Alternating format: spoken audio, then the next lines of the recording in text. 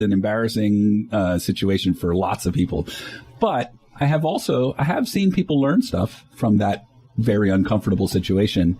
And if that is the thing that it took in their lives, I didn't wish it on them. But on the other hand, if they can turn it into something good, then that's cool. Yeah, it's tough because I think the people that have that revelation, it's kind of a catch-22. They almost don't need to be there. Right. Because I think it's a percentage that does have the revelation, and prison has become a bit of an industry. Right. Versus a way of helping people, I think, in many ways. Yeah. It sounds like the people that come to you in a similar fashion to the way people go to AA, where they have a realization and somebody at some point says, if you don't try to A, then I'm going to B. Yes. Or something like that. Yeah. And that means that some people are coming in genuinely trying to do that. And some people are coming in because they were told they were having to do it and they're just going through the motions. Even it's got to make it tough to run a group. Right. Well, I will say that one of the ways that we've dealt with that is we start with people individually.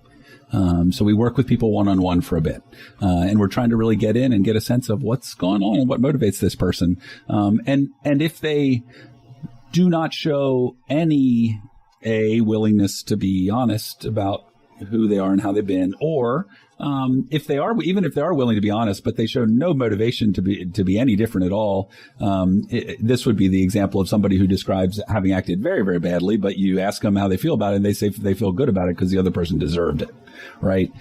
So those folks, we're not going to work with them for very long. We'll push for a while and see what will happen, but we won't stick them in a group with others because that would be really toxic to the group. So there's a checklist, so there's some pre-screening, and absolutely. And there's a point where you just push the button and the door under the chair opens, and Wow, you have the drop into the ground. I like the spring that goes off into the sky, or just the hook that drags them out to the side. Like, nice. Apparently, we are fantasizing about it. Yeah, that's really funny. Other than, will you just please leave? No, listen. I want to say that fun and games aside, that can be a really sad moment for someone, but it can also be that getting sent away from something can sometimes be the thing that a person needs. Sometimes the best way to help somebody is to be a wall, is to not let them go by if they're not doing it in the right way, to make them stop, to make them back up. Sometimes it's important. My old boss used to say, sometimes you got to go back to the beginning to go the right way, to get to the right place. And no does invoke change sometimes. Right. And it can invoke growth. Right. In the right person, in the right circumstances. Right. Yeah, how busy are you guys? Well, let's put it this way. The programs that work with people that are getting hurt, they are constantly overwhelmed. Their resources are not even close to where they need to be, and their numbers are huge because, let's face it, there's a lot of damage happening in the world, a lot of people that are suffering. Getting somebody through the door of a place that could offer them help to look at something that's embarrassing for them, that feels shameful or guilt-inducing or whatever, is a harder trick. So we don't tend to be as overwhelmed as the other programs, but we do a pretty steady. I mean, we're working with a good number of people. And do you have any mental ratio in your head for every one person in here? There should be 20. Oh yeah. Well, let's. It's not a 1-to-1 ratio. Yeah. Let's put it this way. If you think about another system, like there's lots and lots of ways to hurt somebody in a relationship that don't break a law, but there's also a lot of hurting that happens that is illegal. But we know that, for example, the police are going to only ever get involved with the tiniest fraction of the situations where something illegal is actually happening. In our program, we know that programs like ours only ever get access to by a very, very small percentage of people who could use the service. Have you ever had somebody in there who was, for lack of a better word, a hypochondriac about it, where it's like you really don't have a problem, you just need a friend to talk to or something? You're making something out of nothing. that has happened. Okay. That's not a typical scenario, but something like that has happened. Yeah. I mean, that's the best problem you can have. Right. That's the best Somebody case. coming in wanting to make sure that they're okay. Yeah. Versus somebody where when you're kind of writing on the card, call the police. Yeah. Call the police now. Well, listen, I want to say this, and part of this is having been partnered with somebody who did work for a long time with people that were getting hurt. I mean, I heard a lot of stories, because there's ways you can tell stories, even when you're protecting confidentiality. You can tell stories about your day and about things that were happening in people's lives. So I heard about a lot of horrible things that happened to people that my wife worked with before I ever got into the work. And one of the I think that was a useful thing for me to carry, not because everybody that walks through the door of our program is terrible in every way or super dangerous, but you know how this thing happens where humans are we're annoying this way. We don't carry a sign on the front of us that explains who we are inside of us. Right. And sometimes who we really are inside doesn't match with what it looks like on the outside.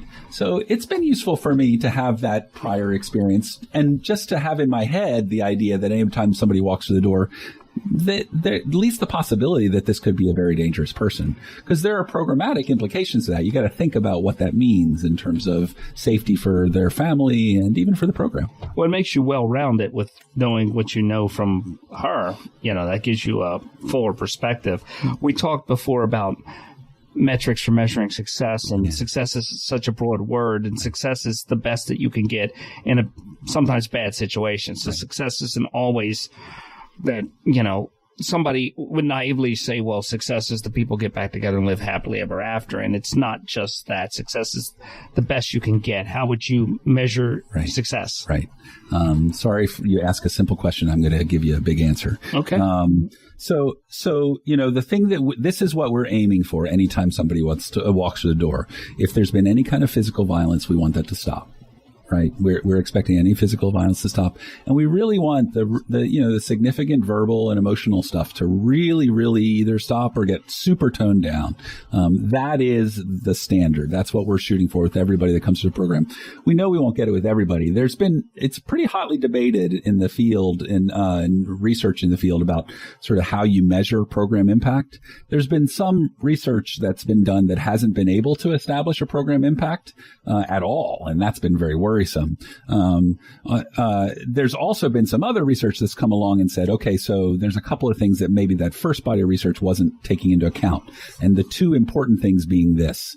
One is lumping together people that come in for 1 or 2 sessions versus somebody that goes through a longer process. Okay. Right. That's one thing. Like if you're expecting the same outcomes from those groups of people, that's not a terribly realistic thing. The other thing is to have to take into account the effect of what's surrounding that person. So let's use, since we used courts earlier, let's use probation, for example. Let's take Philly probation and Bucks County probation. Philly probation is a big system. It's very the per capita funding is much, much lower. The numbers are much, much higher. You have somebody in Philly probation, the likelihood is their probation officer is going to have a huge caseload. Whereas you take a place like Bucks County, say, which has much more resources and a smaller population, somebody that comes into the program like that from those two systems very possibly can come in with a really different sense of what the consequences are of not behaving very well. And so some of the research has really focused on the need to really take some of that stuff into account. And when they do, the interesting thing is that they find, and this is a sort of I find this phrase kind of annoying, but whatever you're going to do with it, they call it moderate impact. And moderate impact basically means that we fit pretty much in the same sphere as all kinds of adult interventions, whether it be around drug and alcohol or mental health or whatever these things are. Moderate impact means some people get really affected, some people really extremely, some people do, but maybe not to the extent that you would want, and others don't at all. So that's pretty much where we stand. But given that, and now I want to get, sorry, this is such a long answer, but I want to get to this definition of success. There's been some interesting research around the real world use of programs like ours. Not how the program itself necessarily thinks of who they are, but how it gets used in the real world. And what that research would say is that programs like ours get used for three purposes. One, when we can get the right person in the right time in their life, maybe in the right way, we do it the right way, then you can really help somebody move along in a way that they need to go, that will make them much happier and have a much better life, and their family too. We know that that's what we want with everybody, but we know we won't get it with everybody. So the other thing that this research says is that the other two purposes that programs like ours get used for is for partners who are getting hurt and for referring systems. And our referring system can be a court, but it can also be a faith community or a therapist or whatever it is, to gather information for making decisions. So I have many conversations with partners, because every time somebody comes to our program, we talk to their partner. I've had many conversations with partners that have been really happy conversations, where the partner's been saying, I'm seeing a lot of change. This is really good. It's not necessarily exactly where I want it to be right now, but it's clearly heading in a good direction. But the reality is we also have very sad conversations with partners. But sometimes those sad conversations are important conversations, because those are conversations that help those partners get clarity about what they want to do in their lives. So we take that really seriously. And that's part of how we think about success. And it's success isn't black or white, and many things involving social services, public safety. It can be very complicated. I think what you do is you give people another perspective, and you give them exposure to your experience to see different avenues and different ways that they can, if they want to help themselves. What would you say to somebody who was on the fence listening and said, maybe I need that? Yeah. What would you say to them? Yeah. I would say that I actually have a lot of respect for people who can get themselves in their life to a place where they can realize, listen, I'm not actually where I want to be. And I need to make some changes, and maybe I need some help. That to me feels like a very courageous place to be, and the place that a lot of adults will not let themselves get to out of our own sense of pride, right?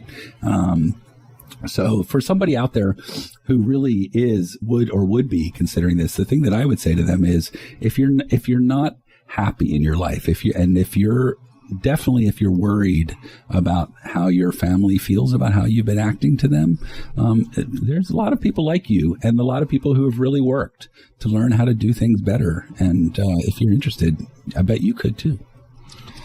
What do you think your legacy will be doing this? You remember that old movie, Pay It Forward? The one with, I think it's the guy from, the kid from The Sixth Sense.